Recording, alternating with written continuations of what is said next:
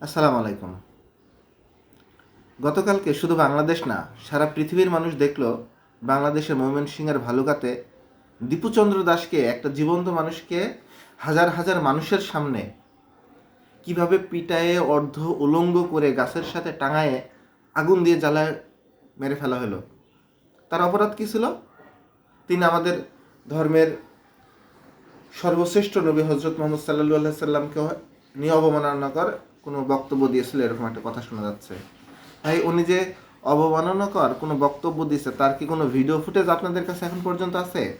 যে সকল ব্যক্তিরা ওনাকে ধরে পিটাইছেন, জীবন্ত মানে পিটায়ে মেরে ফেলে আগুন দিয়ে পুড়াইছেন, তাদের কাছে কি কোনো ডকুমেন্টস ছিল যে উনি নবীকে নিয়ে কোনো কটূক্তি কথা বলছে?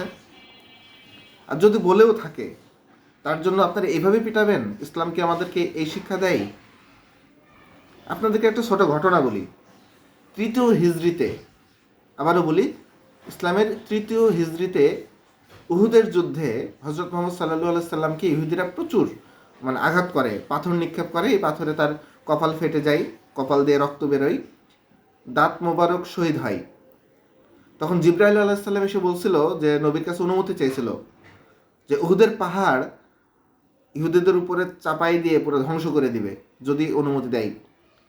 নবী করিম সাল্লাল্লাহু আলাইহি সাল্লাম তখন মহানুভবতা দেখায়, দয়া দেখায়, আল্লাহর কাছে দোয়া করছে যে ওরা জানে না, আল্লাহ যেন ওদেরকে হেদায়েত দেয়, ওদেরকে মাফ করে দেয়।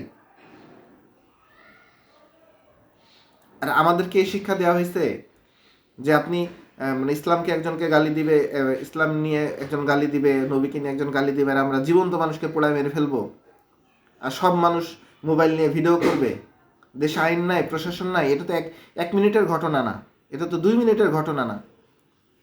এখানে পুলিশ প্রশাসন ছিল না? সাধারণ মানুষের মাথায় কি গবর?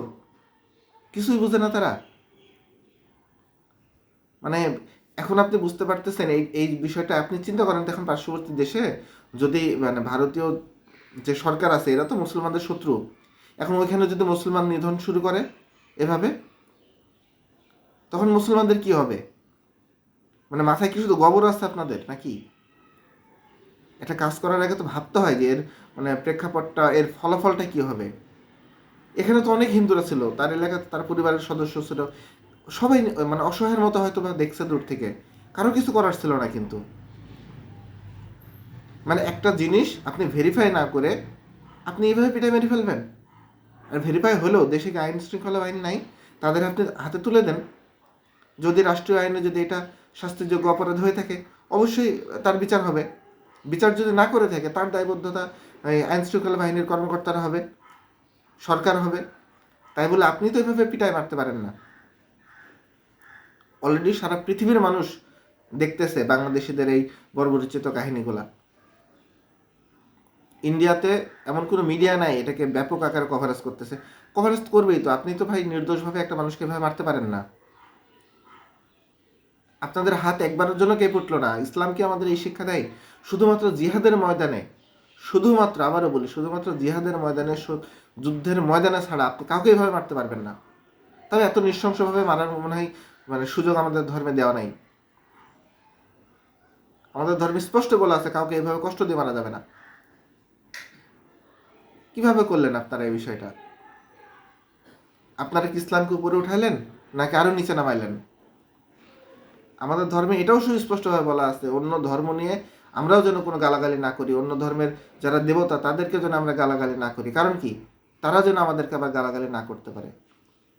আর তো এই যে দীপুচন্দ্র দাস, তার বিষয়ে তো শোনা যাচ্ছে যে ওই ব্যক্তিটা তো স্মার্টফোনে ইউজ করতো না, তার বলে বাটনওয়ালা ফোন ইউজ করতো। আবার সে হচ্ছে গার্মেন্টসের কর্মী ছিল, সে সুপারভাইজার হয়েছে, এবং অন্য 3 জনের সাথে এই পদ নিয়ে দ্বন্দ্বের কারণে বাজারের মধ্যে এসে তার নামে এরকম মিথ্যা কুৎসা রটানো হয়েছে। আমার কথা যেটাই হোক, আপনারা ভেরিফাই কেন করলেন না? আপনারা কি এখানে পুলিশ ছিল না?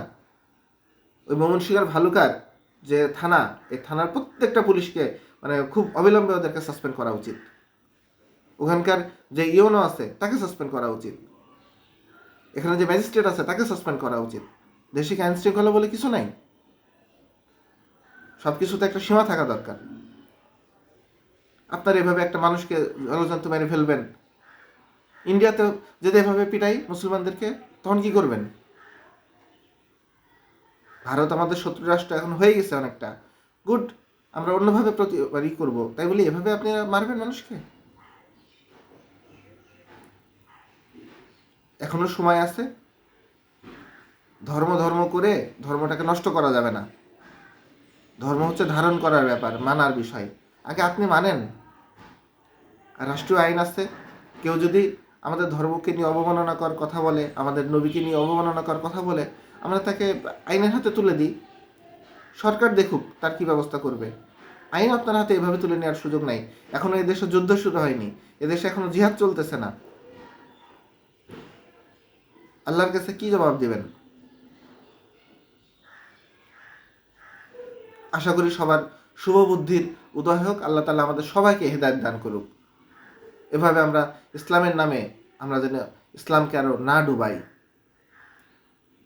আল্লাহ তাআলা আমাদের সবার কল্যাণ করুক। সবাই ভালো থাকবেন। আসসালামু আলাইকুম ওয়া রাহমাতুল্লাহ।